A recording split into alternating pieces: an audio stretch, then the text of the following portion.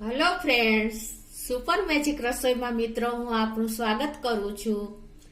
આજે હું પૂરીની રેસીપી લઈને આવી છું। એ પણ આ પૂરી હું પાણીમાં તરીશ મિત્રો।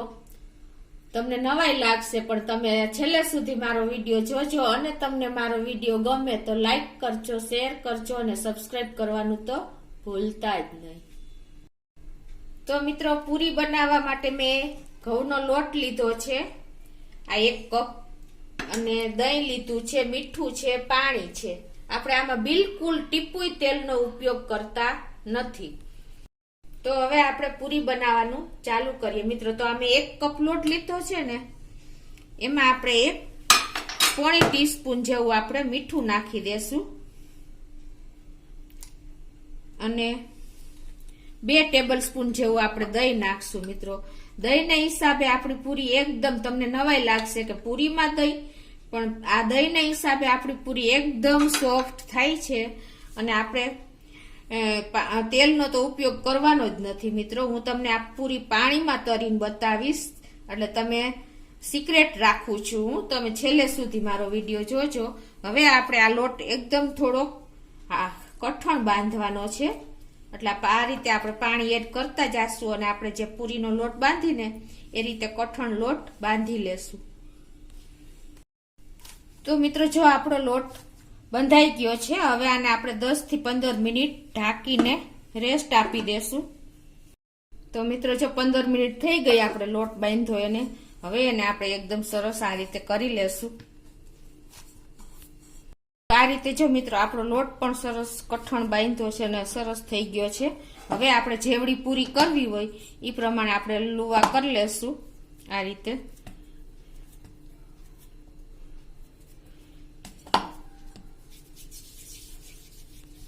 આ રીતે મેં લુવા કરી લીધા છે। હવે એની આપણે પૂરી વણી લેશું આ રીતે, તમે જે સાઈઝની તમારે વણવી હોય એ રીતે।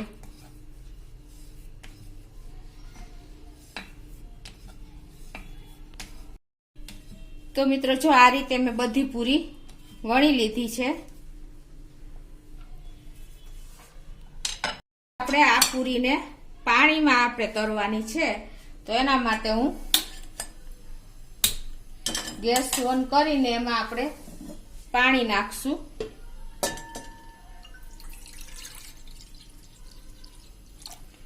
અને આ પાણી આપણે ઉકળવા દેશું ઢાંકીને। આ પાણી મેં અંદાજે 1 લીટર જેવું લીધું છે મિત્રો। જો આપણું પાણી આ રીતે મેં મૂક્યું છે ગેસ ઉપર, અને હવે આ પાણી પણ આપણું જો આ રીતે ઉકળે ને પછી આ રીતે આપણે એક એક પૂરી અંદર નાખતા જાશું મિત્રો।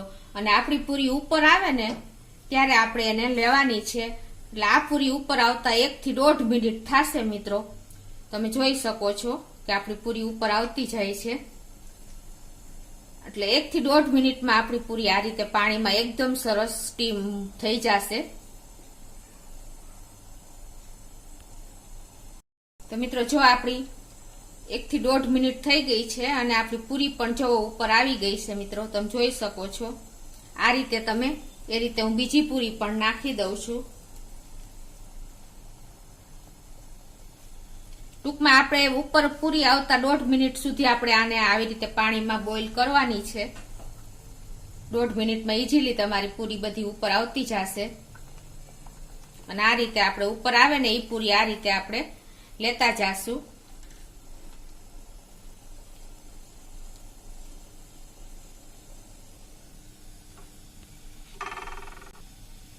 તો મિત્રો જો આ રીતે આપણે આ રીતે પૂરી પાણીમાં ઉપર આવે એ રીતે લેતા જાશું।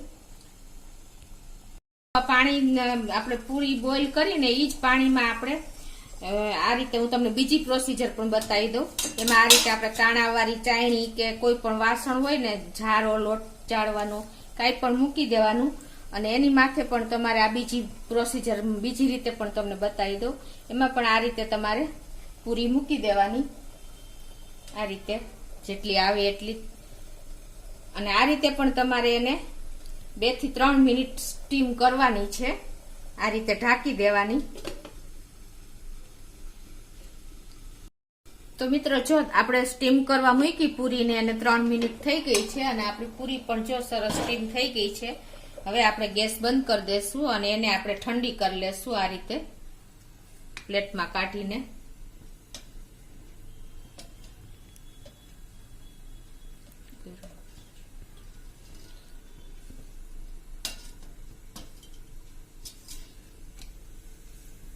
હવે મિત્રો આપણી આ પૂરી બોઇલ કરેલી અને સ્ટીમ કરેલી આપણે હજી પૂરીના ફોર્મમાં નથી આવી, તો હવે આપણે આગળ એને શું પ્રોસીજર કરી એ તમને બતાવી દઉં.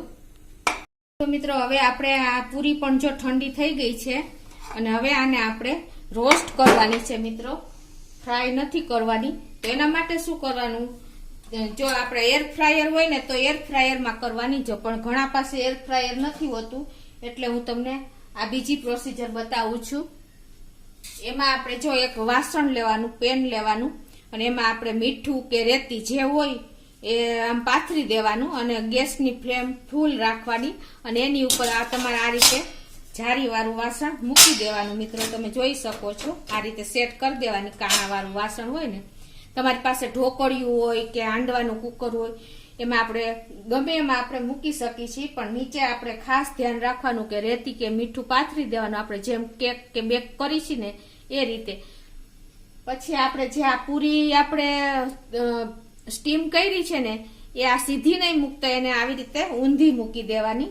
આ બધી પૂરી આપણે જે સ્ટીમ કરી છે ને, બોઇલ કરી છે ને એ પૂરી આ રીતે આ સીધી આમ ઊંધી મૂકી દેવાની અને પછી એને આપણે આ રીતે ઢાંકી દેવાનું અને આને 3 થી 5 મિનિટમાં મિત્રો આપણી પૂરી શેકાઈ જશે. તો મિત્રો આપણે જો પૂરી રોસ્ટ કરવા મૂકી એને 5 થી 6 મિનિટ થઈ ગઈ છે અને મેં થોડીક વાર 1 મિનિટ વધારે રાખી હતી એટલે એકદમ જો રેડી સાવ થઈ ગઈ છે. તમે જોઈ શકો છો બે સાઈડ આ રીતે. તો હવે આપણે આને બહાર કાઢી લેશું. તમે જોઈ શકો છો હજી ગરમ છે મિત્રો. તો આ રીતે આપણે પૂરી એકદમ ઈઝીલી તમે તૈયાર વગર મિત્રો રોસ્ટ કરી શકો છો. અને જે હેલ્થ કોન્શિયસ છે એના માટે તો આ મિત્રો બેસ્ટ ઓપ્શન છે. પૂરીને સ્ટીમ કરીને કે આપણે બોઇલ કરીને પણ તમે આ રીતે રોસ્ટ કરીને પૂરી બનાવી શકો છો અને તમે ઓઇલ ફ્રી પૂરી નો એન્જોય કરી શકો છો. તો મિત્રો આમ બીજું કે જો જે ડાયટ કરતા હોય છે ને કે ઓઇલ ફ્રી જે કાયમીને માટે લેતા હોય છે ને, વેઇટ લોસ કરતા હોય છે, એના માટે પણ આ એક બેસ્ટ ઓપ્શન જ છે મિત્રો. તો તમે અને આ પૂરી તમે એર ફ્રાયરમાં જો તમારે તૈયાર કરવી હોય ને તો તમે 180 ડિગ્રીએ પ્રી હીટ પહેલા કરી લેવાનું અને એ રીતે પણ તમે પૂરી તૈયાર કરી શકો છો મિત્રો. તો તમને મારો વિડીયો ગમે તો લાઈક કરજો, શેર કરજો અને સબસ્ક્રાઇબ કરવાનું ભૂલતા નહીં.